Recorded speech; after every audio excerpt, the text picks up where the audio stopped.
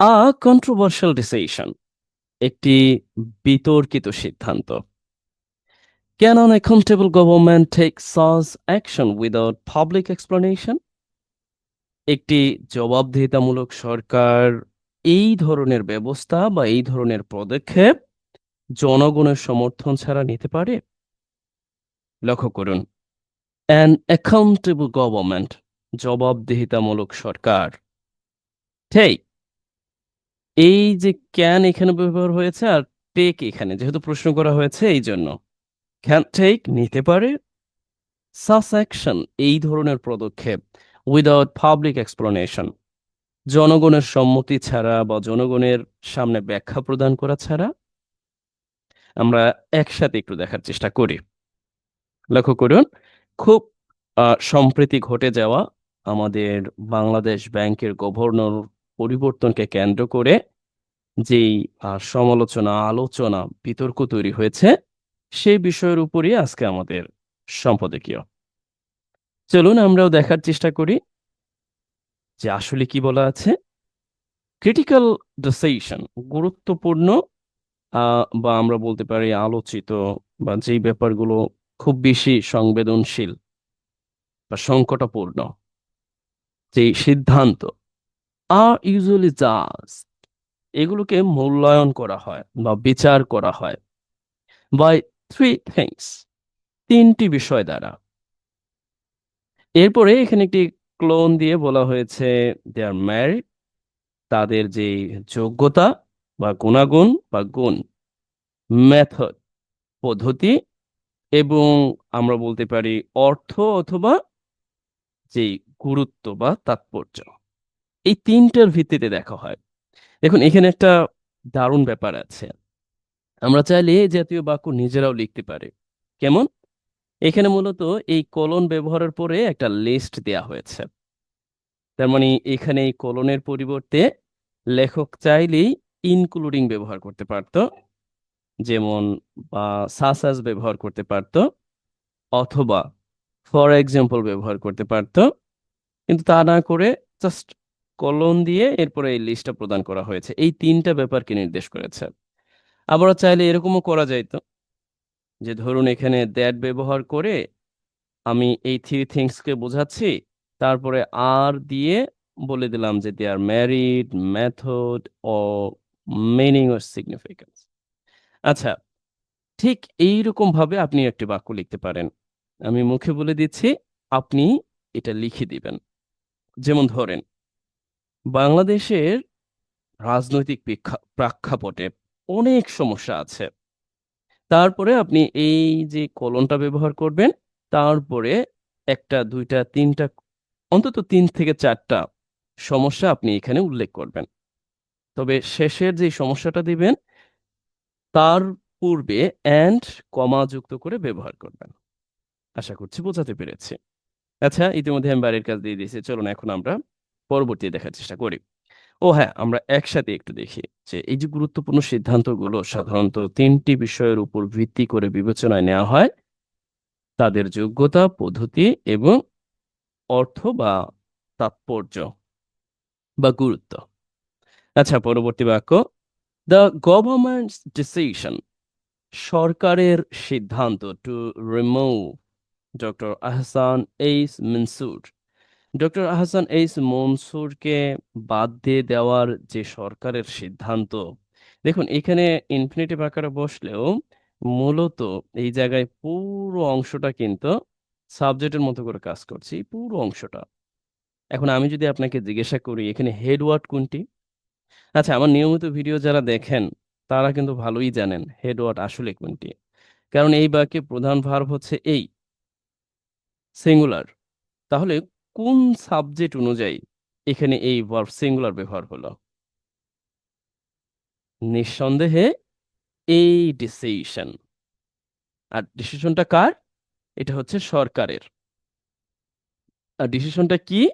এই রিমুভ করার। আর রিমুভ করাটা মূলত ডক্টর আহসান কোথা থেকে এই অংশটা যুক্ত হলো।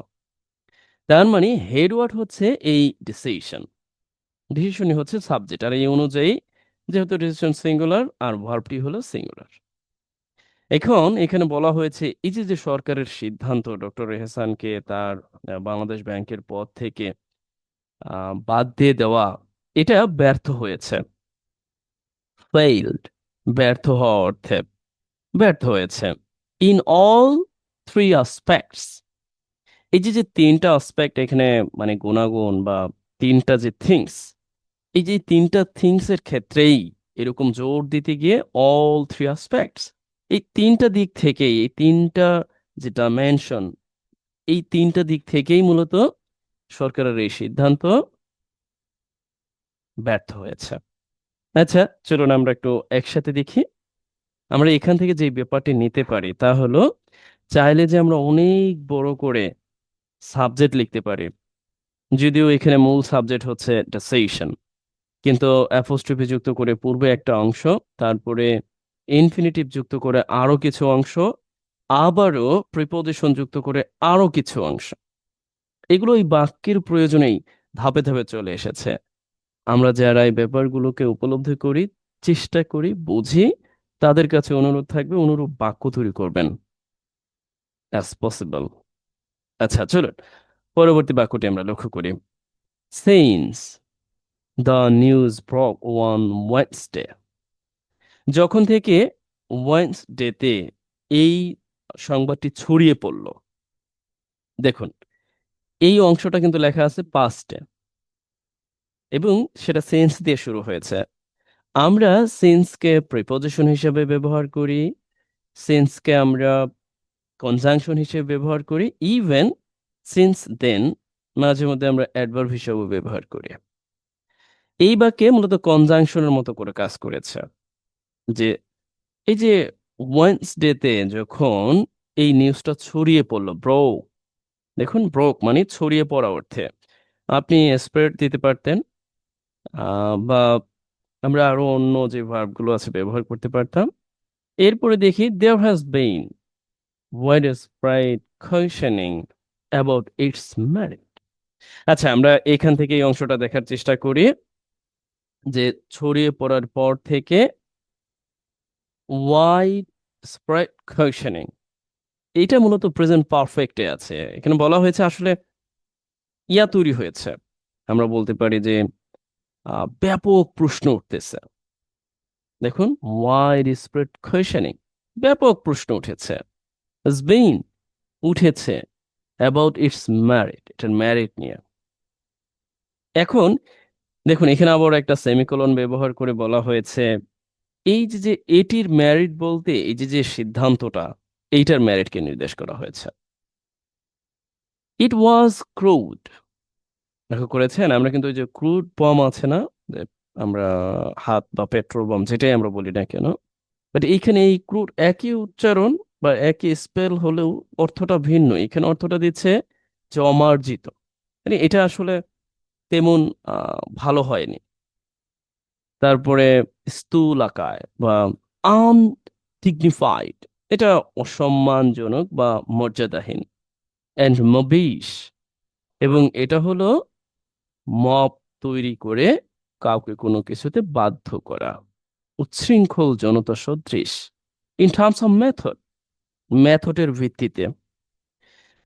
আমরা এই অর্থে বলতে পারি মেথড বলতে এই যে পদ্ধতির ভিত্তিতে বা পদ্ধতির দিক থেকে, একই কথা। In terms of, you can use as preposition and also set it in front of any noun, definitely give meaningful understanding. In terms of, it's like regarding, এটা অনেক সুন্দর যে আপনি আপনার প্রয়োজনে আপনি ব্যবহার করতে পারেন। ইন টার্মস অফ, এরপরে যাই বসিয়ে দিবেন ওই বিষয়ে বা এই ভিত্তিতে। Please, you can apply every single words while watching these videos, and you can convert into English speaking, English writing, English listening, and even English reading. It totally depends on you. How can you apply words that are getting you watching my videos, right? আচ্ছা চলুন পরবর্তীতে আমরা দেখার চেষ্টা করি। দেখুন এখানে আরো বলা হয়েছে, আবারও একটা সেমিকোলন ব্যবহার করা হয়েছে। দেখুন সেমিকোলনের বিশেষত হলো, এটা আমি দারুণভাবে গুরুত্ব দিই। যারা আমরা অনেক বড় বড় বাক্য লিখতে চাই, বাক্যের একটা বাক্যের সাথে আরেকটা বাক্যের সামঞ্জস্য থাকা অবস্থায় আমরা ফুল স্টপ না দিয়ে স্বাধীন বাক্য লিখে দিতে পারি। দিস ইজ কল্ড যে একটা পদ্ধতি। এখন এখানে বলা হলো এই যে যে ম্যারিটটা আছে, এই মেরিট সম্পর্কে কিন্তু বলা হচ্ছে, বাট এখানে কিন্তু স্বাধীন হিসেবে ব্যবহার করা হয়েছে। Here you see, there is no terms or words or breeze, coordinating conjunction or whatever, কিছুই নাই এখানে। এটা ছিল অমার্জিত, মর্যাদাহীন এবং উচ্ছৃঙ্খল। এরপর আবার বলা হয়েছে একটা সেমিকোলন দিয়ে যে ইট ইজ কোয়াইট ইনকম্প্রহেন্সিবল। এটা ছিল বেশ দুর্বোধ্য। কম্প্রিহেন্সিবল মিনিং দ্যাট, বোধগম্য। আর ইনকম্প্রিহেন্সিবল, আচ্ছা আমার উচ্চারণ ভুল করে ফেলেছি, ইনকম্প্রিহেন্সিবল মিনিং দ্যাট, দুর্বোধ্য, বোঝা যায় না এরকম। আর কম্প্রিহেন্সিবল, বোধগম্য। আর এখানে কোয়াইট ব্যবহার করে বলা হয়েছে বেশ দুর্গম, দুর্বোধ্য, বেশ। আচ্ছা এটা দিয়ে আপনি কিন্তু একটা বাক্য লিখতে পারেন, বা এবার আপনি কয়েকবার বলতেও পারেন কোয়াইট। কোয়াইটের ব্যবহারটা যেমন ধরেন আপনি কিছু একটা দেখলেন, আপনি বললেন কোয়াইট বিউটিফুল, বেশ সুন্দর। আপ- আপনি দেখলেন কোনো কিছু একটা খারাপ, বা যাই বলেন না কেন, কোনো একটা বিষয় সম্পর্কে যখন আপনি বিশেষণ যুক্ত করতে যাবেন, তার পূর্বে অ্যাডভার্বিয়াল ফাংশন হিসেবে হোয়াই এখানে ইউজ। এরপরে ওই বিশেষণটাকে আরো জোর দিবে, বেশ। আচ্ছা, ইন টার্মস অফ মিনিং, তাৎপর্যের দিক থেকে, অর্থের দিক থেকে, particularly as to its timing, বিশেষ করে এটির সময়ের সাথে। লক্ষ্য করুন অ্যাজ টু, এটা কিন্তু এই প্রিপোজিশনাল ফ্রেজ তৈরিতে ব্যবহার হয়েছে। অ্যাজ টু, বিষয়ে, ক্ষেত্রে, মানে এই যে যে ইন টার্মস অফটা ব্যবহার হয়েছে না, এইটার সাথে একই রকম মিনিং, কাছাকাছি, বাট এখানে একটু অ্যাডভান্স ব্যবহার হয়েছে। ইটস টাইমিং, মানে এই যে যে সময়টা, এই সময়, এই যে মেথড, এই যে যে মিনিং বা তাৎপর্য, এই তিন দিক থেকেই মূলত the decision, the government decision to remove Dr. Hassan Mansoor from the post of Bangladesh Bank Governor was what? Unnecessary. Whatever, এখন আমরা একটু একসাথে দেখার চেষ্টা করি। আপনি দেখে নেবেন, আপনার মতো করে বুঝে নেবেন। I was urging you, please, you can make your sentences accurately, whatever you feel easy. আপনি ঠিক যেভাবে চিন্তা করেন যে এটা ইজি, এইভাবে বললে আপনি ওইভাবে সাজাবেন। ডোন্ট ওয়ারি, আপনি এরকম ভাবার কোনো যুক্তিকতা নাই যে এইভাবে হলে কি হবে কিনা, এইভাবে হলে কি হবে কিনা। আপনি এই বাক্যটা অনেকভাবে সাজিয়ে আপনার মতো করে বলতে পারেন, বাট আপনার প্রাইম গোল হবে to what, comprehensible, to be comprehensible, বোধগম্য হওয়া। না, আপনার লক্ষ্যটা থাকবে যেন এটা আপনি বোধগম্য, মানে বুঝতে পারেন, উপলব্ধি করতে পারেন। রিডিং পড়া মানে কিন্তু প্রত্যেকটা বিষয়কে হুবহু বুঝে ফেলা না। রিডিং মানে হচ্ছে উপলব্ধি করতে পারা, অনুধাবন করতে পারা, যে হ্যাঁ এখানে এইটা বলা হয়েছে। আচ্ছা, পরবর্তীতে আমরা দেখার চেষ্টা করি। ফার্স্ট, প্রথমে let's look at the married decision. চলুন প্রথমেই এই ম্যারিড ডিসিশন, এই সিদ্ধান্তের ম্যারিটটা দেখে নেওয়া যাক। লুক অ্যাট মানে দেখে নেওয়া যাক, এই অর্থে যেহেতু লেটস ব্যবহার করা হয়েছে, বলে চলুন তাহলে দেখে নেওয়া যাক। ইম্পারেটিভ সেন্টেন্স, অফকোর্স, অবশ্যই। The new government has every right, মানে সব অধিকার আছে। এভরি রাইট বলতে এখানে বোঝানো হচ্ছে সব অধিকার আছে। হ্যাজ অধিকারে থাকা অর্থে সব অধিকার আছে, টু মেক নিউ অ্যাপয়েন্টমেন্টস, নতুন নিয়োগ দেওয়ার, ইন কি পজিশন, প্রধান পদগুলোতে, সো দ্যাট, যাতে বেস্ট সুইটেড, সবচেয়ে উপযুক্ত ব্যক্তিরা, are there to implement its principle. এই যে যে নতুন গভর্নমেন্ট আছে সেই গভর্নমেন্টের যে নীতিমালা আছে সেগুলো যেন বাস্তবায়ন করতে পারে। ঠিক আছে, এটা সবকিছু ঠিক আছে যে একটা গভর্নমেন্টের সেই অধিকার আছে। Here we see, এখান থেকে আমরা যেটা জানতে পারি যে এভরি রাইট বলতে এই অর্থে আমরা মূলত বোঝাতে পারি যে অধিকার আছে, সব অধিকার আছে, প্রত্যেকটি অধিকার আছে। যে মে নিউ অ্যাপয়েন্টমেন্টস, নতুন নিয়োগ দিতে, দেখুন এখানে ইনফিনিটিভ আকার ব্যবহার হয়েছে বাট কলকৌশলের মতো করে, কারণ নিয়োগ দেওয়া অর্থে মেক নিউ অ্যাপয়েন্টমেন্টস ব্যবহার হয়েছে। আচ্ছা, চলুন পরবর্তী দেখার চেষ্টা করি। তবে এই অংশটা কিভাবে আছে, what is this called in English as basic grammar, please let me know leaving a comment. আচ্ছা, এইখানে আরেকটি ব্যাপার হচ্ছে, কেউ কেউ বলতে পারেন best suited individual, how this word or term has been used here. দেখুন এই পুরো অংশটা কিন্তু সাবজেক্টের মতো করে, বাট এইটা আবারও তৈরি হয়েছে ডিটারমাইনার বেস্ট। আমরা জানি যে adjective form or you can call it superlative form, best, সবচেয়ে, সুইটেড, এইটা আবার ব্যবহার হয়েছে পাস্ট পার্টিসিপল আকারে। অ্যান্ড এই দুটাকে একসাথে you can call this is nothing but compound adjective. এটা কম্পাউন্ড অ্যাডজেক্টিভ। এই compound adjective here refers individuals, একসাথে দাঁড়িয়েছে সবচেয়ে উপযুক্ত ব্যক্তিরা, সবচেয়ে উপযুক্ত ব্যক্তিরা সেখানে থাকবে এর নীতিমালা বাস্তবায়ন করতে। আচ্ছা, এখান থেকে দেখে নেবেন, আমি জাস্ট গ্রামাটিক্যালি কিছু নাম বললাম আর কি। আচ্ছা, পরবর্তীতে আমরা দেখার চেষ্টা করি, দিস ইজ স্পেশালি নেসেসারি, এটা প্রয়োজন ফর পিভটাল পোস্ট, মৌলিক বা আমরা বলতে অত্যন্ত গুরুত্বপূর্ণ যে পোস্টগুলো আছে তার জন্য এটা দরকার আছে। সাচ অ্যাজ, যেমন গভর্নমেন্ট অফ সেন্ট্রাল ব্যাংক, যেমন মানে এখানে বলা হয়েছে যে হ্যাঁ, আমাদের যে সেন্ট্রাল ব্যাংকের যে গভর্নর পদটা আছে, যেমন এটার জন্য দরকার আছে। But what is the merit of Wednesday decision, কিন্তু এই বুধবারের সিদ্ধান্তের যোগ্যতাটা আসলে কোথায়? এখানে মানে ঠিক আছে সবকিছু, the government, running government is undoubtedly eligible to remove someone from the pivotal post. But the question remaining is, what is the merit of Wednesday decision? এই বুধবারের সিদ্ধান্তের মেরিটটা কোথায়? Here, I think so. There is no answer. But we know well every single political party belonging to a country has their own logic, right? And to express something in front of public. Okay, next we see. আমরা বোঝার চেষ্টা করি।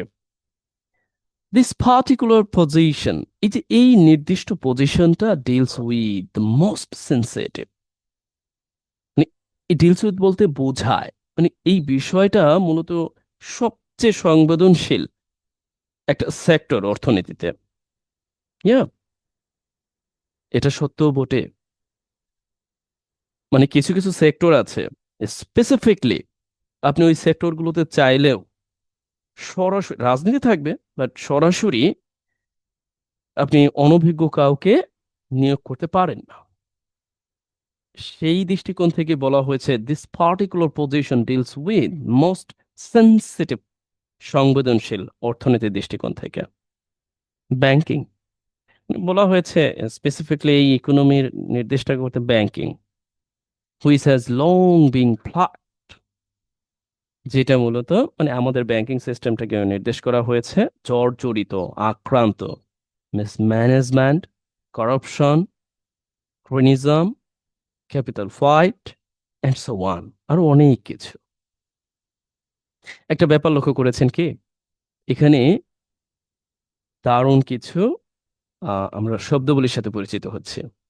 এই যে plugged, জর্জরিত হওয়া অর্থে passive sense এখানে ব্যবহার করা হয়েছে, এবার বাই যুক্ত করে একটা লিস্ট দেওয়া হয়েছে যে অব্যবস্থাপনা, corruption, criminalism, nepotism, favouritism, capital flight and so on. Right? আচ্ছা, এমন তো অবস্থায় এই পজিশনটা ডিল করা অনেক বেশি সংবেদনশীল। That is why here you see and most sensitive sector ইকোনমিতে। ওকে, দেন উই সি, ও হ্যাঁ, এখানে আরেকটি ব্যাপার হচ্ছে হুইজ বলতে আসলে কাকে নির্দেশ করা হয়েছে। ডেফিনেটলি আমাদের ইকোনমি নির্দেশ করতে ইকোনমির একটা অংশ এই ব্যাংকিং খাত, আর এই ব্যাংকিং খাতকে নির্দেশ করার জন্য হুইজ যুক্ত করে এই অংশটা লেখা হয়েছে, যেটা দীর্ঘদিন ধরে জর্জরিত হয়ে আছে। Simultaneously here you see has been used as present perfect, right? আচ্ছা, পরবর্তীতে আমরা দেখার চেষ্টা করি ডেপ্লেশন। এই যে যে হ্রাস, এই যে ক্ষয়, আওয়ার রিজার্ভস মানে নিচের দিকে যাওয়া, আম, বৈদেশিক মুদ্রার যে মজুদ, অ্যান্ড আওয়ার রিজার্ভস, রিজার্ভস বলতে এটাই নির্দেশ করা হয়, রাইট? অ্যান্ড সিফোনিং, পাচার। সিফোনিং এটা হচ্ছে ওই যে আইসিটি যে একটা টার্মের সাথে যায় দারুণভাবে। Siphoning off the profit abroad, এই প্রফিট বিদেশে পাচার, has led to a severe crisis. দেখুন এখানে মূলত প্রেজেন্ট পারফেক্টের ব্যবহার হলেও লেড আ সিভিয়ার ক্রাইসিস মূলত এখানে তৈরি করেছে এরকম একটা ব্যাপার, একটা তীব্র সংকটে তৈরি করেছে। দেখুন এই এই ব্যাপারগুলোর অর্থ আমরা অনেক সময় উদ্ঘাটন করতে পারি না। আমি কিন্তু বলেছি এই লেড এর বেশ কিছু অর্থ। এখানে মূলত ভার্বটা হচ্ছে এই, আমরা জানি যে LEAD, লেড। সেখান থেকে লেড যখন ব্যবহার হলো, এই লেড মূলত এখানে অর্থটা দিচ্ছে অনেকটা ক্রিয়েটের মতো করে, কি তৈরি করেছে, অথবা আপনি বলতে পারেন কজের মতো করে তৈরি করেছে, কি সিভিয়ার ক্রাইসিস, সংকট তৈরি করেছে বা সংকটের দিকে নিয়ে গেছে, দুইটা অর্থ। যা এখন এই সংকটটাকে আবার নির্দেশ করা হয়েছে দ্যাট দিয়ে, যা the central bank has been struggling, নিয়ে গেছে, যা মূলত এই সেন্ট্রাল ব্যাংক মোকাবেলা করতেছে, টু ডিল উইথ, মোকাবেলা করতেছে, এইটার সাথে পেরে উঠতে, স্ট্রাগলিং, টু ডিল উইথ, পেরে ওঠা অর্থে হিমশিম খাচ্ছে। স্ট্রাগলিংকে আমরা বেশ কয়েকভাবে ব্যবহার করতে পারি, রাইট? সেই দৃষ্টিকোণ থেকে। আচ্ছা, আর বেশি পড়বো না, এতটুকু রাখি। এই অংশটা আপনার জন্য বাড়ির কাজ থাকবে। তবে নোট হিসেবে পুরো অংশটাই একসাথে থাকবে। আচ্ছা, every war action of the government, মানে এই গভর্নমেন্টের প্রত্যেকটি ওয়ার্ড, প্রত্যেকটি কাজ এফেক্টস প্রভাবিত করে। এখন এফেক্টস এখানে ভার্ব হিসেবে ব্যবহার হয়েছে দ্য ইকোনমি, ইকোনমিকে। The governor does not just control the central bank, governor শুধু সেন্ট্রাল ব্যাংককেই নিয়ন্ত্রণ করে না। থ্রু হিজ লিডারশিপ, তার লিডারশিপের মাধ্যম দিয়ে he influence the whole banking sector, তিনি সমস্ত ব্যাংকিং সেক্টরকে নিয়ন্ত্রণ করে। আচ্ছা, আমি তো এটা বলে দিয়েছি, তাহলে হলো কি, এখানে একটা ফ্রেজ আছে, এই ফ্রেজটা আপনি পুনরায় তৈরি করতে পারেন, through his leadership. Right now আপনি এই ফ্রেজটা তৈরি করবেন, নতুন যিনি নিয়োগপ্রাপ্ত হয়েছেন তার লিডারশিপের মাধ্যমে সে কোন কোন জায়গায় প্রভাব ফেলতে পারে। দেখুন এখানে প্রভাব, ইনফ্লুয়েন্সকে আমরা সব সময় নাউন হিসেবে ব্যবহার করে অভ্যস্ত, influence, right? But here you see influence has been used as verb. আচ্ছা, আপনি এই যে যে এটাকে ব্যবহার করবেন কোন কোন জায়গায় নতুন যে লিডার, ওয়ারিবার গভর্নমেন্ট, গভর্নর অথবা বাংলাদেশ ব্যাংক, যে তিনি প্রভাবটা ফেলতে পারেন। আজ তাহলে এই পর্যন্তই। আশা করছি আপনাকে আমি ধাপে ধাপে যে কয়েকটি প্রশ্ন করেছি বা বাড়ির কাজ দিয়েছি, আপনি সেগুলো চেষ্টা করবেন আপনার পক্ষে যতটুকু সম্ভব। আর ধারাবাহিকতা বজায় রাখবেন, সঙ্গে থাকবেন, আর অন্যদেরকে অবগত করবেন। কেউ যদি একসাথে নোটগুলো পেতে চান, প্রায় 123 বা 24 পেজের একটি PDF এর মতো করে আমাকে অবগত করবেন। ভালো থাকুন, সুস্থ থাকুন, আর নোট করুন, পড়তে থাকুন, সবকিছু সহজ হোক। ধন্যবাদ।